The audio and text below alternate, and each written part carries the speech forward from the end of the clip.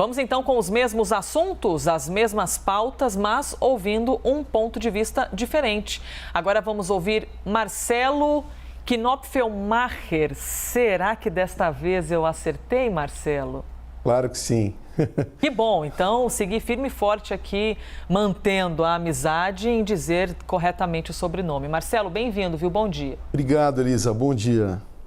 Vamos lá para o primeiro assunto. O presidente Jair Bolsonaro discursou aos líderes do G20 em Roma neste sábado. E após sair da reunião, o presidente conversou com jornalistas e falou sobre a economia e o desmatamento no Brasil. Vamos ouvir. O Brasil está indo muito bem na recuperação da economia. Como disse lá atrás, tínhamos dois problemas, o vírus e o desemprego. Nós investimos muito na questão do emprego, no auxílio emergencial, atendendo aí 68 milhões de pessoas.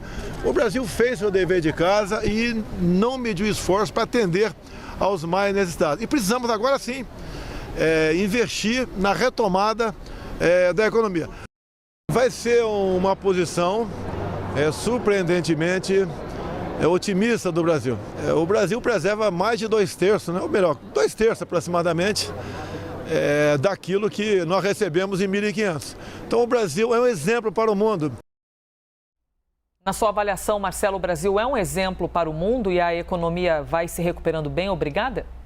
Olha, Elisa, o Molica colocou as questões de uma maneira muito ponderada, como sempre. Né? A economia brasileira está aquém do esperado, né? Os índices estão bastante ruins, né? Infelizmente. Então, inflação realmente muito alta, né? Chegando perto de 2 dígitos, já em 2 dígitos. Combustível também muito alto. Agora o Copom está intensificando as altas, está intensificando os aumentos na taxa de juros, né? Hoje já estamos em 7,75%. Quer dizer, um cenário de inflação com alta de juros, né, realmente demonstra que o país não está indo da maneira como o presidente da República colocou, né? Inclusive, a previsão do PIB nesse ano é de um pouco menos de 5%, mas a gente tem que comparar isso em relação ao ano passado. Então, nosso crescimento efetivo neste ano vai estar por volta de 1,5%, Elisa. Então, realmente, ainda uma recuperação bastante lenta, né? E de maneira que, na questão econômica, a fala do presidente da República, com todo respeito, não corresponde realmente com os fatos, né? Então, não diz respeito ao ver o copo meio cheio ou meio vazio, até porque o presidente, junto com a sua equipe, Marcelo, eles têm dito muito que eles querem mostrar o Brasil real, não é? O Brasil além do que a imprensa mostra, o Brasil além do que os veículos de comunicação mostram, como se o Brasil, na verdade, fosse este Brasil em que vai tudo bem, obrigada, com algumas dificuldades, mas que vai muito melhor do que o que a imprensa diz. O presidente tem conseguido isso? Olha, eu acredito que não, Elisa, porque contra fatos não há argumentos, né? Lógico que o Brasil, todos os países sofreram demais, né? Nós precisamos fazer justiça. A inflação não é um fenômeno apenas no Brasil, em outros países como França, Alemanha, se verifica realmente uma inflação que é natural depois de um processo de pandemia, de paralisação como houve, mas realmente os indicadores econômicos apontam que o Brasil está...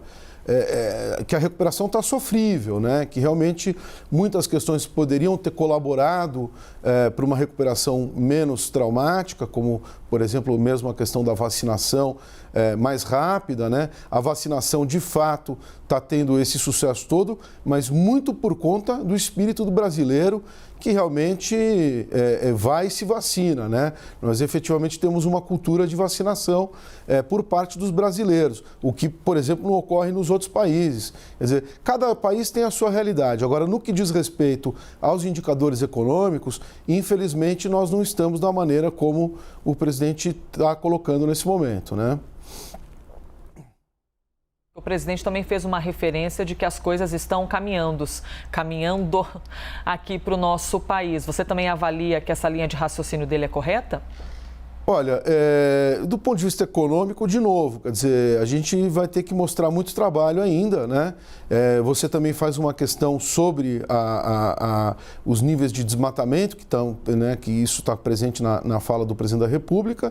Ele colocou uma comparação com 1500, né? Nós estamos falando de 521 anos atrás, com o máximo respeito também. Nós temos que olhar a realidade à luz dos outros países hoje, né, Elisa?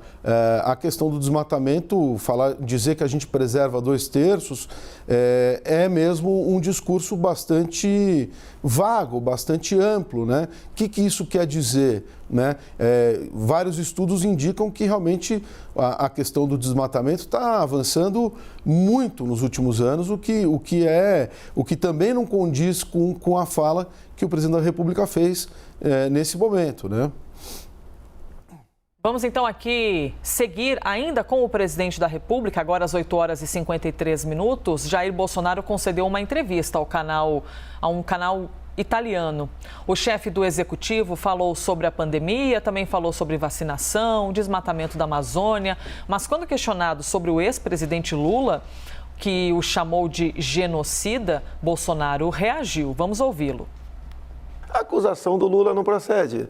Ele é um oportunista. Só para falar a última do Lula, a semana passada, né, veio à tona o depoimento de um general, chefe do Serviço de Inteligência venezuelano, dizendo que há 15 anos o narcotráfico da Venezuela, que era comandada por Chávez e Maduro, abastecia de recursos várias autoridades de esquerda no Brasil e na Espanha.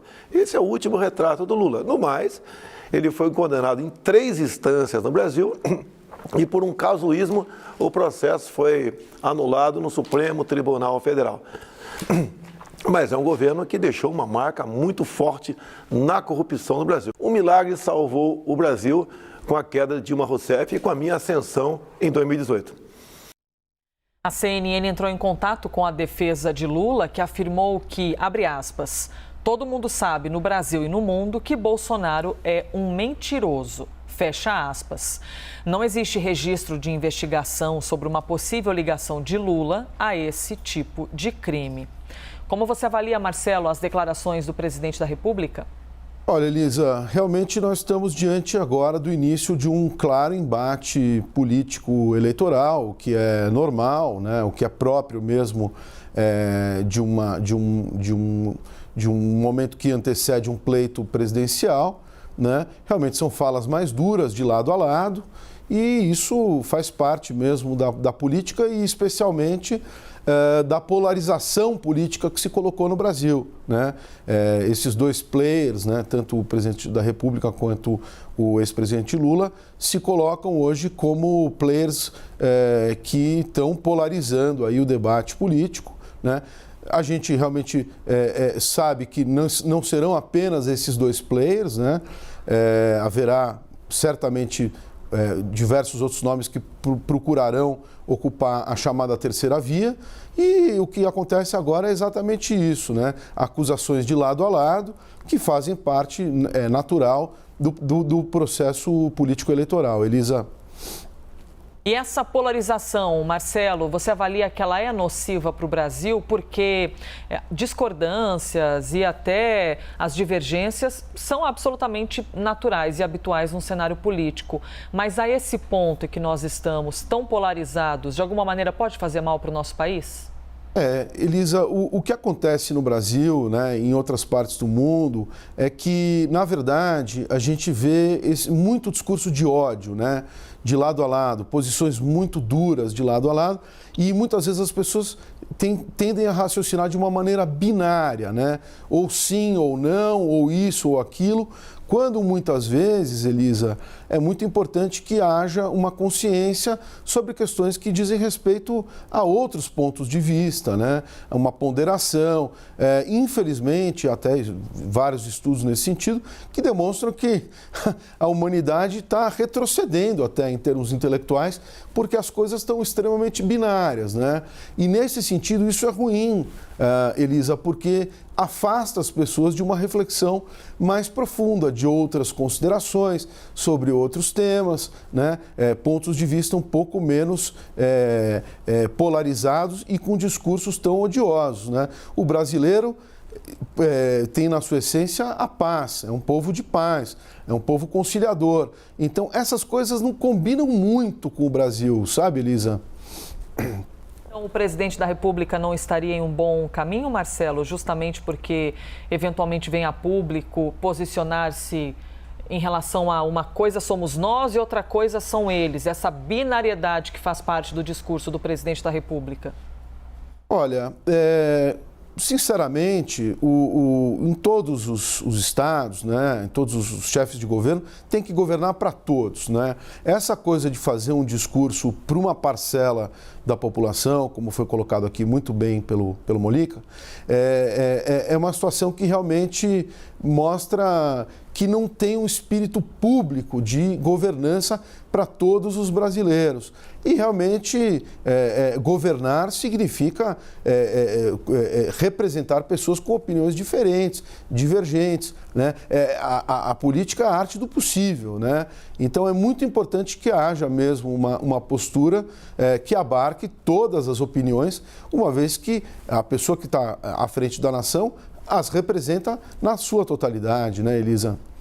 Vou trazer então, Marcelo, o próximo assunto para você e para você que nos acompanha ao vivo aqui na CNN Brasil.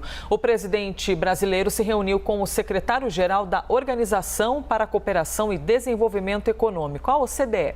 O presidente reafirmou o interesse do Brasil em fazer parte do grupo e o secretário afirmou em entrevista ao Leandro Magalhães, o enviado especial da CNN Brasil na Itália, que a entrada do país na organização depende do Conselho da OCDE, mas que o Brasil fez esforços muito grandes e que está cumprindo as normas. Vejamos então. Our point of view, that was a very strong example that balanced, effective multilateralism can help address and resolve the evolving challenges of our time. Brazil is one of 6 applicant countries, and it will be a matter for the members of the OECD to make that decision. But it's certainly true that Brazil has made a very significant effort to, it's going to be up to the OECD Council of Member Countries to make a decision on how to proceed with that application. Vamos então com a sua opinião, Marcelo. Como você avalia a entrada do Brasil na OCDE e o significado de ter essa grife, não é, econômica tão importante, inclusive para as questões de negociações internacionais? Claro, Elisa.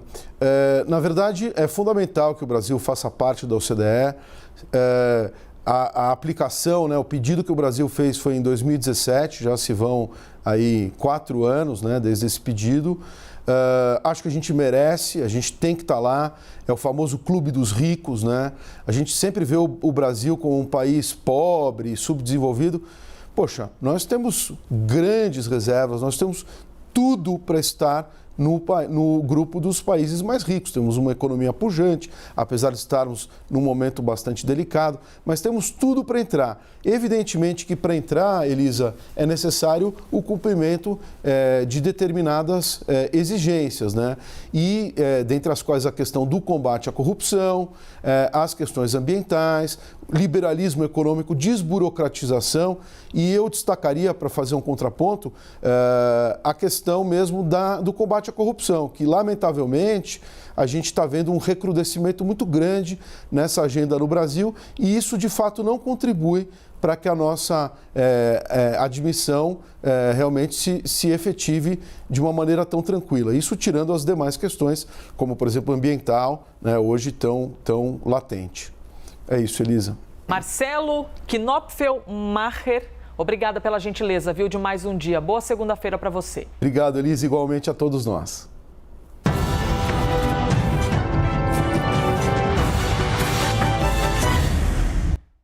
Relembro sempre aqui para você que nos acompanha diariamente que as opiniões emitidas pelos comentaristas do quadro não refletem necessariamente a posição da CNN.